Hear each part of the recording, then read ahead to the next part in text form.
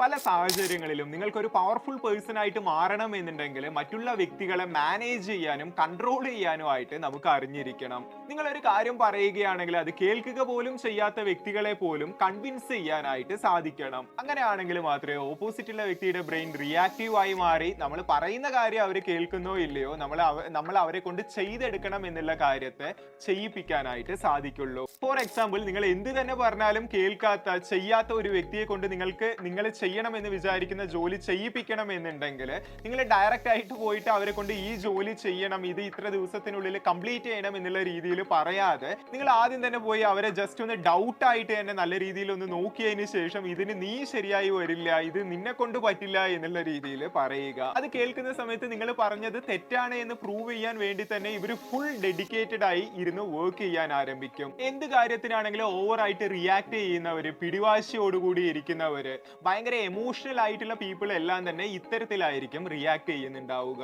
അത്തരത്തിലുള്ള വ്യക്തികളോട് ഈ കാര്യം ചെയ്യരുത്, ഈ ബട്ടണിൽ തൊടരുത്, ഈ വാതിൽ തുറക്കരുത്, ഈ യൂട്യൂബ് വീഡിയോ കാണരുത് എന്ന് പറയുകയാണെങ്കിൽ അവർ ആ ഒരു കാര്യമായിരിക്കും ആദ്യം തന്നെ ചെയ്യുന്നുണ്ടാവുക. നീ പറയുന്നതൊന്നും ഞാൻ കേൾക്കില്ല, നീ പറയുന്നത് കേൾക്കാൻ ഞാൻ ആരാ എന്നുള്ള ആറ്റിറ്റ്യൂഡോടുകൂടിയായിരിക്കും ഇവരുണ്ടായിരിക്കുക.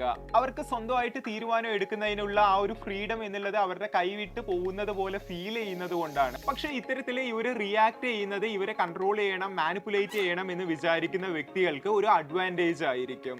ഇവരെ ആക്ഷൻ എടുപ്പിക്കുന്ന കാര്യങ്ങളെ നല്ല രീതിയിൽ തന്നെ ട്രിഗർ ചെയ്ത് ചെയ്യിപ്പിക്കണം എന്ന കാര്യങ്ങൾ ചെയ്യിപ്പിക്കാനുള്ള അഡ്വാൻറ്റേജ് ആവും. ഈ ഒരു റിവേഴ്സ് സൈക്കോളജി എന്നുള്ളത് ഇത്തരത്തിൽ റിയാക്ട് ചെയ്യുന്ന ആളുകളുടെ അടുത്ത് മാത്രം യൂസ് ചെയ്യാതെ നമ്മളുടെ ഡെയിലി ലൈഫിൽ കൂടി എങ്ങനെ ഇംപ്ലിമെന്റ് ചെയ്യണം എന്നുള്ളത് ലേൺ ചെയ്യുകയാണ് എന്നുണ്ടെങ്കിൽ നമ്മളെ അത് ഏറ്റവും കൂടുതൽ പവർഫുൾ പേഴ്സൺ ആക്കി മാറ്റുന്നുണ്ടാവും. ഇത്തരത്തിലുള്ള സാഹചര്യങ്ങളിൽ റിവേഴ്സ് സൈക്കോളജി എങ്ങനെ നമുക്ക് ബെനിഫിഷ്യൽ ആവും എന്നുള്ളതിനെ പറ്റിയാണ് ഈ ഒരു വീഡിയോയിൽ കംപ്ലീറ്റ് ആയിട്ട് നോക്കാൻ പോകുന്നത്. സോ ആരംഭിക്കാം. Number 1, make them believe it's their idea. Reverse psychology എന്താണെന്ന് നിങ്ങൾക്ക് മനസ്സിലായിട്ടുണ്ടാവും. അതായത് ഫാസ്റ്റ് ഫുഡ് കഴിക്കണ്ട എന്ന് പറയുകയാണെങ്കിൽ അത് തന്നെ കഴിക്കാനായിട്ട് തോന്നുന്നുണ്ടാവും. മഴയിൽ നനയരുത് എന്ന് പറയുകയാണെങ്കിൽ മഴയിൽ നനയാൻ തോന്നും. ഇത്തരത്തിൽ നമ്മൾ പറയുന്നതിന് ഓപ്പോസിറ്റ് ചെയ്യുന്ന റിയാക്റ്റീവ് ബിഹേവിയർ ഉള്ള വ്യക്തികളെ കൊണ്ട് എങ്ങനെയാണ് നമ്മൾ പറയുന്ന കാര്യങ്ങൾ ചെയ്യിപ്പിച്ചെടുക്കാൻ സാധിക്കുക. അതായത് എക്സാമ്പിൾ ആയി, ഞാൻ നിങ്ങളെ കൺട്രോൾ ചെയ്യണം എന്ന് വിചാരിക്കുന്നില്ല, നിങ്ങളുടെ ഫ്രീഡം എന്നുള്ളത് നിങ്ങളുടെ കയ്യിലാണ് ഉള്ളത് എന്ന് പറഞ്ഞ് അവർക്ക് 2 ഓപ്ഷൻ കൊടുക്കുകയാണ് എന്നുണ്ടെങ്കിൽ നമ്മൾ ഇവരെ എന്താണോ ചെയ്യണമെന്ന് വിചാരിക്കുന്നത് ആ ഒരു കാര്യം തന്നെ ആയിരിക്കും അവർ ചെയ്യുന്നുണ്ടാവുക. ഫ്രാൻസിൽ ഈ ഒരു കാര്യം പ്രൂവ് ചെയ്യാനായിട്ട് ഒരു സർവേ നടത്തിയിട്ടുണ്ടായിരുന്നു. അതായത് നമ്മൾ നോർമലി നടന്നു പോകുന്ന സമയത്ത് പല സിറ്റിയിലും ടൗണിലും ഒക്കെ ആയിട്ട് നമ്മളുടെ അടുത്ത് പലരും ഈ ഒരു ഫോം ഫില്ല് ചെയ്യൂ എന്നുള്ള രീതിയിൽ പറഞ്ഞു വരുന്ന സമയത്ത് നമ്മൾ ആ ഒരു കാര്യത്തെ, ആ വ്യക്തിയെയും ആ ഒരു പ്രോസസ്സിനെയൊക്കെ അവോയ്ഡ് ചെയ്തിട്ട് നമുക്ക് എവിടെയാണോ പോവേണ്ടത് അവിടേക്ക് നമ്മൾ നടന്നു പോകുന്നുണ്ടാവും. പക്ഷെ ഈ ഒരു റിവേഴ്സ് സൈക്കോളജി എന്നുള്ളത് ഇംപ്ലിമെന്റ് ചെയ്തതിന് ശേഷം 90% അവരുടെ ഫോം ഫില്ലിംഗ് റേറ്റ് എന്നുള്ളത് ഇംപ്രൂവ് ആയി എന്നുള്ളതാണ് പറയുന്നത്. വെറുതെ നടന്നു പോയിക്കൊണ്ടിരിക്കുന്നവരെ തടുത്തു നിർത്തി സർ ഈ ഒരു ഫോം ഒന്ന് ഫില്ല് ചെയ്യൂ എന്നുള്ള രീതിയിൽ പറയാതെ ആ വഴിക്ക് നടക്കുന്ന വ്യക്തികളോട് സർ ഞങ്ങൾ ഇത്തരത്തിലുള്ള ഒരു സംഭവം എന്നുള്ളത് ചെയ്യുന്നുണ്ട്, നിങ്ങൾക്ക് ഇത് വായിച്ചു നോക്കിയിട്ട് ഓക്കെ ആണെങ്കിൽ ഫില്ല് ചെയ്യാം, അല്ല എന്നുണ്ടെങ്കിൽ വേണ്ട വെച്ച് പോവാം. ഇതൊരു 2 മിനിറ്റിന്റെ സർവേ ഫോർമാണ്. ഇത് നിങ്ങൾ ഫില്ല് ചെയ്യാണ് എന്നുണ്ടെങ്കിൽ ഞങ്ങൾക്ക് ഈ ഒരു ടാസ്കിന് ഇത് ബെനിഫിഷ്യൽ ആയിരിക്കും എന്നുള്ള രീതിയിൽ പറഞ്ഞിട്ട് കൊടുക്കുന്നുണ്ടായിരുന്നു. അതായത് അവരെ കമ്പൽ ചെയ്യാതെ നിങ്ങൾ ഇത് എന്തായാലും ചെയ്യണം എന്നുള്ള രീതിയിൽ പറയാതെ നിങ്ങൾക്കിത് ചെയ്യുകയാണെങ്കിൽ ചെയ്യാം, അല്ല എങ്കിൽ അവോയ്ഡ് ചെയ്ത് പോവുകയാണെങ്കിൽ പോവാം, അതിന്റെ ഫ്രീഡം എന്നുള്ളത് നിങ്ങളുടെ കയ്യിലാണ് ഉള്ളത് എന്നുള്ളത് മനസ്സിലാക്കി നമ്മളുടെ ആവശ്യം കൂടി അവർക്ക് കൺവിൻസ് ചെയ്ത് കൊടുക്കുന്ന സമയത്ത് അവരുടെ ഫ്രീഡം എന്നുള്ളത് അവരുടെ കയ്യിൽ തന്നെ കൊടുത്ത് അവരുടെ മുന്നിലെ 2 ഓപ്ഷനും നീട്ടി പിന്നീട് നമ്മളുടെ റിക്വസ്റ്റ് പറയുന്ന സമയത്ത് അവർ ചെയ്യുന്നതിനുള്ള പോസിബിലിറ്റീസ് എന്നുള്ളത് 90% കൂടുതലായിരുന്നു. ഫ്രാൻസിൽ നടന്ന ഈ ഒരു സർവേയുടെ അടിസ്ഥാനത്തിൽ മറ്റു പല അൺറിലേറ്റഡ് മേഖലകളിലും സെയിം തിങ് ട്രൈ ചെയ്യുന്നുണ്ടായിരുന്ന സമയത്ത് അവർക്കും ഒരു നല്ലൊരു ചേഞ്ച്, നല്ലൊരു പോസിറ്റീവ് ഇമ്പാക്റ്റ് എന്നുള്ളത് ക്രിയേറ്റ് ആയതായി പറയുന്നുണ്ടായിരുന്നു. അതുകൊണ്ട് തന്നെ ഒരു വ്യക്തിയുടെ അടുത്ത് ഒരു കാര്യം ചെയ്യിപ്പിക്കണം എന്നുണ്ടെങ്കിൽ ഫ്രീഡം എന്നുള്ള കാര്യത്തെ അവരുടെ കയ്യിൽ കൊടുത്തിട്ട് ആ ഒരു തീരുമാനം എന്നുള്ളത് അവരെടുത്തതാണ് എന്ന് ഫീൽ ചെയ്യിക്കുന്ന രീതിയിൽ അതിനെ പ്രൊജക്ട് ചെയ്യുക. അങ്ങനെ ആവുന്ന സമയത്ത് നമ്മൾ ചെയ്യണം എന്ന് വിചാരിക്കുന്ന കാര്യം അവര് തന്നെ ചെയ്തോളും. Number 2, people use reverse psychology to fish for compliments. General ആയിട്ട് ചില വ്യക്തികൾ വളരെ ഡിപ്രസ്ഡ് ആയിട്ടോ സാഡ് ആയിട്ടോ അല്ല എങ്കിൽ അവർ ചെയ്യുന്ന കാര്യങ്ങൾക്ക് അതിനുള്ള അപ്രിസിയേഷൻ കാര്യങ്ങൾ കിട്ടുന്നില്ല എന്നുള്ള രീതിയിൽ ചിന്തിക്കുന്നുണ്ടെങ്കിലോ അവര് റിവേഴ്സ് സൈക്കോളജി യൂസ് ചെയ്ത് തനിക്ക് വേണ്ട അപ്രിസിയേഷൻ എന്നുള്ളത്, തനിക്ക് വേണ്ട കാര്യം എന്നുള്ളത് നേടിയെടുക്കാൻ ശ്രമിക്കുന്നുണ്ടാവും. അതായത് നല്ല രീതിയിൽ ഹാർഡ് വർക്ക് ചെയ്ത് ഡ്രോ ചെയ്യുന്ന ഒരു വ്യക്തിയാണ്, പക്ഷെ അവർക്ക് വേണ്ട ഒരു അപ്രിസിയേഷൻ എന്നുള്ളത് അവർക്ക് കിട്ടുന്നില്ല എന്നുള്ള രീതിയിൽ ഫീൽ ആവുകയാണ് എന്നുണ്ടെങ്കിൽ, അയ്യോ ഇതിൽ മിസ്റ്റേക്ക് വന്നു, അതിൽ മിസ്റ്റേക്ക് വന്നു എന്നുള്ള രീതിയിൽ അവര് തന്നെ ചിന്തിച്ച് അത് പ്രകടിപ്പിച്ചുകൊണ്ടിരിക്കുന്നുണ്ടാവും. ആ വഴിക്ക് നമ്മൾ പോയി അത് കാണുന്ന സമയത്ത് ഇതിലെന്താ കുഴപ്പമുള്ളത്, ഇത് ഇത്രയും അടിപൊളിയാണല്ലോ എന്നുള്ള രീതിയിൽ നമ്മൾ അവരോട് പറഞ്ഞ് അവരെ അപ്രിഷിയേറ്റ് ചെയ്യുന്നുണ്ടാവും.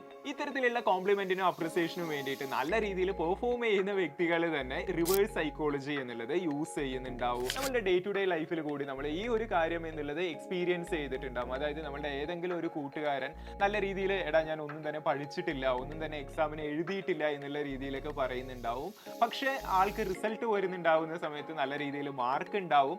ആ സമയത്ത് ബാക്കിയുള്ളവര് നീ ഇത്ര തന്നെ പഠിച്ചുള്ളൂ എന്ന് പറഞ്ഞിട്ട് നിനക്ക് ഇത്തരത്തിലുള്ള മാർക്ക് കിട്ടിയല്ലോ എന്നുള്ള രീതിയിൽ ഒരു കൂട്ടം അപ്രിഷിയേറ്റ് ചെയ്യുന്നുണ്ടാവും, ബാക്കി ഒരു കൂട്ടം കളിയാക്കുകയും ചെയ്യുന്നുണ്ടാവും. റിലേഷൻഷിപ്പിന്റെ കാര്യത്തിൽ വരുന്ന സമയത്ത് വുമൻസ് പലപ്പോഴും എന്നെ കാണാൻ അത്രയ്ക്ക് നന്നായിട്ടില്ല അല്ലെ, ഞാനിപ്പോ കുറച്ചൊന്ന് സൈസ് ആയി അല്ലെ, കുറച്ചൊന്ന് തടി വെച്ചു എന്നുള്ള രീതിയിലൊക്കെ പറയുന്ന സമയത്ത് മെൻസ് പലപ്പോഴും അതെ ഈ ഡ്രസ്സ് നിനക്ക് നന്നായിട്ടില്ല, നീ കുറച്ചുകൂടി ഒന്ന് സൈസ് ആയി എന്നുള്ള രീതിയിലൊക്കെ പറഞ്ഞിട്ട് നമ്മൾ സ്ട്രെയിറ്റ് ഫോർവേഡ് ആയിട്ട് തന്നെ ആ ഒരു കാര്യം എന്നുള്ളത് പറയുന്നുണ്ടാവും. പക്ഷെ ഒരു കാര്യം മനസ്സിലാക്കുക, വുമൻസ് ഇത്തരത്തിൽ നമ്മളോട് വന്ന് പറയുന്ന സമയത്ത് അവര് നമ്മളിൽ നിന്നുള്ള കോംപ്ലിമെന്റ്സും കെയറും ആണ് ആ സമയത്ത് എക്സ്പെക്ട് ചെയ്യുന്നത്, അല്ലാതെ റിയാലിറ്റി അല്ല.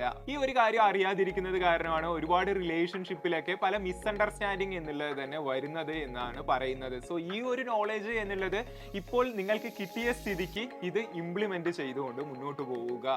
ഇത് പേഴ്സണലി നിങ്ങളുടെ തന്നെ ഒരുപാട് റിലേഷൻഷിപ്പ് പ്രോബ്ലംസിനെ സോൾവ് ചെയ്തേക്കാം. Number 3, use reverse psychology to challenge their intelligence. നമ്മളിപ്പോ ഒരു ആൾക്കൂട്ടത്തിൽ ഇരിക്കുകയാണ്, നമ്മളോട് ഒരു ചോദ്യം ചോദിച്ചതിന് ശേഷം ഇതിന് എ ആണോ ബി ആണോ സി ആണോ എന്നുള്ള രീതിയിൽ നമുക്ക് 3 ഓപ്ഷൻ തരികയാണ്. നമ്മളുടെ കൂടെയുള്ള 9 പേരും ഭൂരിഭാഗം പേരും എ തന്നെയാണ് എന്നുള്ള രീതിയിൽ ഓപ്ഷൻ ചൂസ് ചെയ്യുന്നു.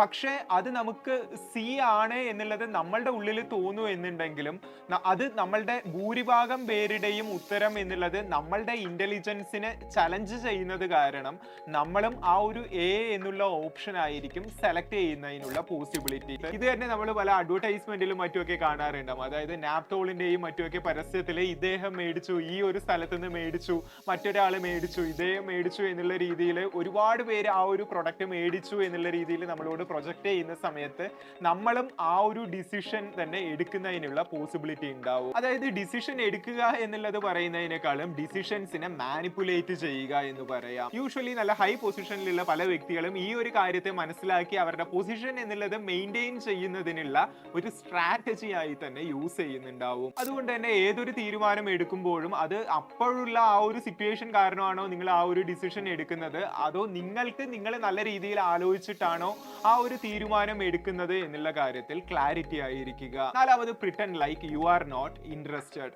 ചില സമയങ്ങളിലും സാഹചര്യങ്ങളിലും നമുക്ക് വേണ്ട കാര്യങ്ങൾ നമുക്ക് ലഭിക്കണമെന്നുണ്ടെങ്കിൽ ആ ഒരു കാര്യത്തിന്മേൽ നമ്മൾ ഓവർ ഇൻട്രസ്റ്റ് എന്നുള്ളത് പ്രകടിപ്പിക്കരുത്. പല നെഗോഷിയേഷൻ പറയേണ്ടി വരുന്ന സാഹചര്യങ്ങളിലും നമുക്ക് ആ സാധനം വേണ്ട എന്ന് പറഞ്ഞ് നമ്മൾ മാറിപ്പോകുന്ന സമയത്തായിരിക്കും ഇല്ല നിങ്ങൾക്ക് ഇത് കുറച്ച് തരാം എന്നുള്ള രീതിയിൽ നമ്മളോട് അവർ വന്ന് സംസാരിക്കുന്നുണ്ടാവുക. നിങ്ങൾ തന്നെ ചിന്തിച്ചിട്ടുണ്ടോ എന്തുകൊണ്ടാണ് നമ്മൾ എപ്പോഴും സെയിൽസ് ചെയ്യുന്ന വ്യക്തികളെ അവോയ്ഡ് ചെയ്യുന്നത് എന്ന്? അവരെപ്പോഴും തന്നെ നമുക്ക് അവൈലബിൾ ആയിരിക്കും, നമ്മളുടെ കൂടെ നിന്ന് എപ്പോഴും നമ്മളെ ഡിസ്റ്റർബ് ചെയ്യുന്ന രീതിയിൽ തന്നെ നമുക്ക് ഫീൽ ചെയ്യുന്നുണ്ടാവും.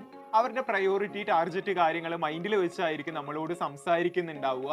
ആ ഒരു സാധനം എന്നുള്ളത് നമുക്ക് വിൽക്കാനായി. ഈ ചില റിലേഷൻഷിപ്പിന്റെ കാര്യത്തിൽ നമ്മൾ മുൻപ് ഉണ്ടായിരുന്നതിനേക്കാൾ അവരെ നമ്മൾ കൂടുതൽ അവോയ്ഡ് ചെയ്യുന്ന സമയത്ത് അവർ നമ്മളിൽ കൂടുതൽ ഇൻട്രസ്റ്റഡ് ആവാനായിട്ട് ആരംഭിക്കും. ഇവൻ എന്തുകൊണ്ടാണ് ഇങ്ങനെ ബിഹേവ് ചെയ്യുന്നത് എന്നുള്ള രീതിയിൽ ചിന്തിച്ച് നമുക്ക് വേണ്ട രീതിയിൽ അവർ പല കാര്യങ്ങളും ചെയ്തു തരുന്നുണ്ടാവും. അതായത് നമ്മളുടെ അറ്റൻഷനും അപ്രൂവലും അവർക്ക് ലഭിക്കണമെന്ന് വിചാരിക്കുന്നുണ്ടാവും.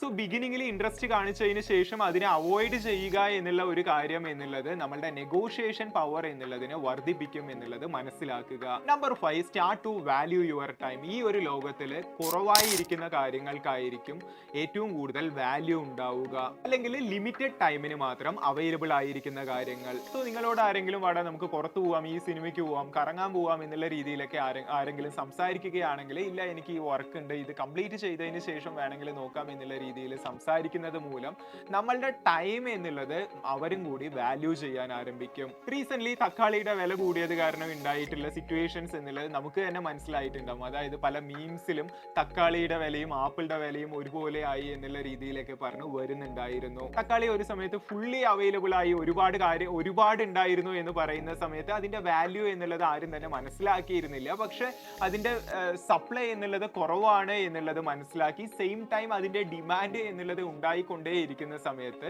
അതിന് കൂടുതൽ വാല്യൂ നൽകാൻ ആരംഭിച്ചു. സോ എത്രത്തോളമാണോ അത്യാവശ്യമായിട്ടുള്ളത് ആ ഒരു സമയത്തേക്ക് മാത്രം അവൈലബിൾ ആയിരിക്കുക. അല്ല എന്നുണ്ടെങ്കിൽ ഈ ഒരു റിവേഴ്സ് സൈക്കോളജി യൂസ് ചെയ്ത് നിങ്ങളുടെ വാല്യൂ എന്നുള്ളതിനെ ഇംപ്രൂവ് ചെയ്യുക. ഫ്രാൻസിലുള്ള ഒരു ഗ്രാമത്തിൽ ഉണ്ടായിരുന്ന ഒരു രാജാവ് ഇതുപോലെ ആ ഒരു ഗ്രാമത്തിൽ ഉരുളക്കിഴങ്ങിന്റെ പ്രൊഡക്ഷൻ നല്ല രീതിയിൽ കൂട്ടണം എന്ന് പറഞ്ഞ് വിചാരിക്കുന്നുണ്ടായിരുന്നു. പക്ഷെ ആ രാജ്യത്തിൽ ഉണ്ടായിരുന്ന മക്കൾ ആരും തന്നെ അത് വേണോ അതിനു വേണ്ടി വർക്ക് ചെയ്യാനായിട്ട് തയ്യാറാവുന്നുണ്ടായിരുന്നില്ല.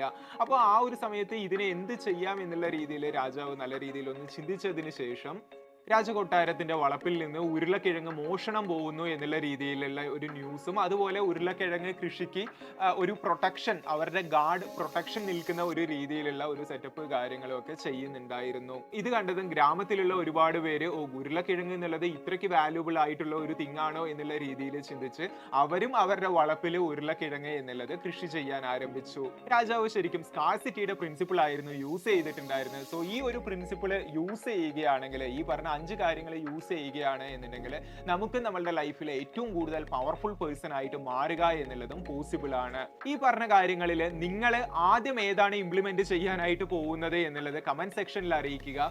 Thank you so much for watching. It's me Akshay. Stay grounded. Bye all.